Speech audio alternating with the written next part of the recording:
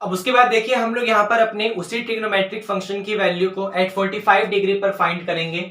मतलब जो हमारे पास साइन थीटा है, कोस थीटा है, टेन थीटा है, कोट थीटा है, सेक थीटा या कोसेक थीटा, ऐसे कोई भी ट्रिग्नोमेट्रिक फंक्शन है तो उसकी value 45 degree at theta is equal to 45 degree पर क्या होगी उसे हम लोग यहाँ पर फाइंड करेंगे। तो सबसे पहले मैंने एक काम करा, मैंने यहाँ पर अपना एक राइट एंगल ट्रायंगल बनाया। अब आप ध्यान से देखिएगा, राइट एंगल ट्रायंगल में यहाँ पर 90 डिग्री है, इसका नाम दिया मैंने यहाँ पर ए, यहाँ पर बी, यहाँ पर सी, यहाँ 90 है। अब क्योंकि मुझे एक 45 डिग्री की वैल्यू फाइंड करनी है इसलिए मैंने जानबूझ के यहां पर अपना 45 डिग्री लेट करा। मैंने लेट करा कि मेरा ये वाला एंगल 45 डिग्री है। ये आपको समझ आया?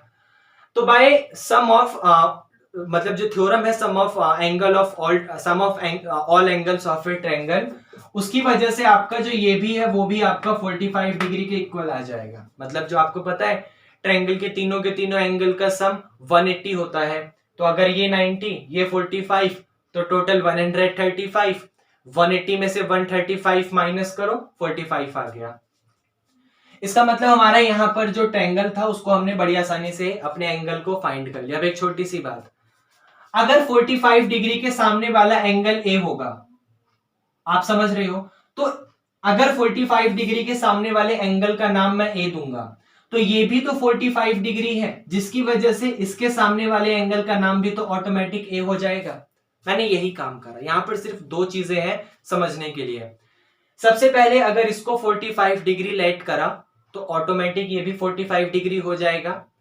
और दूसरी चीज ये है कि अगर इस 45 डिग्री के सामने वाली साइड की जो लेंथ है उसका नाम मैंने ए दिया, तो इस 45 डिग्री के सामने वाले लेंथ की जो साइड होगी वो भी ए हो जाएगी, क्योंकि दोनों एंगल सेम है, तो जिसकी वजह से उसकी साइड की जो लेंथ होगी वो आपस में सेम हो जाएगी। जैसे एक इक्विलेटरल ट्रायंगल में एंगल जो होते हैं तीनों 60 डिग्री के होते हैं, इसलिए तीनों की तीनों जो लेंथ होती है वो भी तो सेम होती हैं। तो सेम वैसा ही यहां पर भी होगा।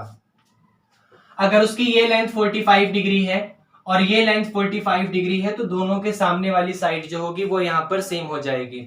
मतलब ये ए तो आपके पास ये भी क्या हो जाएगा, ए हो जाएगा। अब ध्यान से समझिएगा।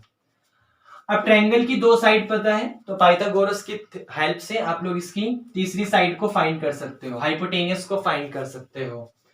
तो AB का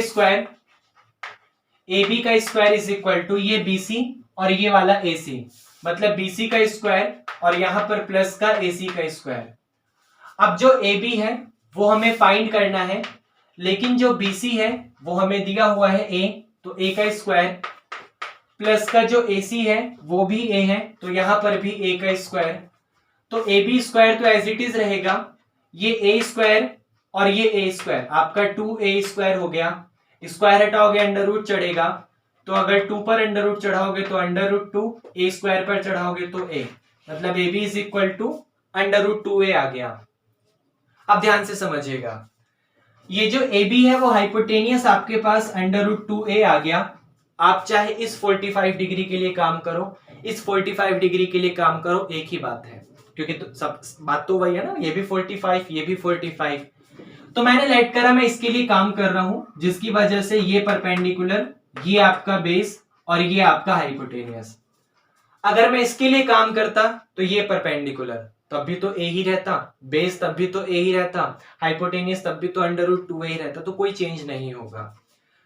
तो आपको पता है सबसे पहले साइन 45 का मतलब होगा परपेंडिकुलर अपॉन हाइपोटेनियस।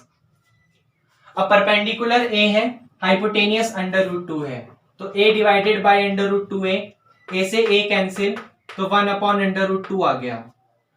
अगर आप cos 45 के लिए काम करोगे तो cos 45 का मतलब base upon hypotenuse, base upon hypotenuse, base आपका a है, हाइपोटेनियस अंडर रूट 2 है, तो a divided by 2 under root 2 है, इस a cancel, 1 upon under root 2 आ गया। अगर आप tan 45 के लिए काम करोगे तो tan का मतलब परपेंडिकुलर अपॉन बेस, परपेंडिकुलर आपका a है, बेस आपका a है, a को a से डिवाइड करो आपका 1 आ जाएगा।